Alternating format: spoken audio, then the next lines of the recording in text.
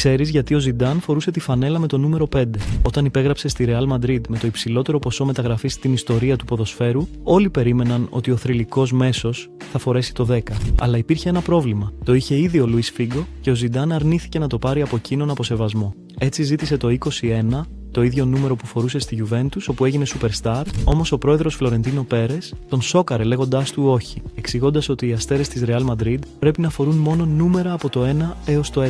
Με τα αγαπημένα του νούμερα πιασμένα και τον αυστηρό κανόνα του Περές σε πλήρη ισχύ, ο Ζιντάν κοίταξε τι είχε μείνει και πήρε μια εκρηκτική απόφαση που κανείς δεν περίμενε. Επέλεξε το 5, έναν αριθμό που συνήθως προορίζεται για αμυντικούς, όχι για επιθετικούς μέσους. Ήταν το μόνο νούμερο που είχε μείνει ελεύθερο από το 1 έως το 11 και παρότι στην αρχή πολλοί αμφισβήτησαν αυτή την επιλογή, ο Ζιντάν δημιούργησε απόλυτη μαγεία φορώντας αυτή τη φανέλα, μετατρέποντας το 5 σε κάτι θρυλικό στη Real Madrid και κάνοντας το έναν από τους πιο εμβληματικούς αριθμούς στην ιστορία του συλλόγου.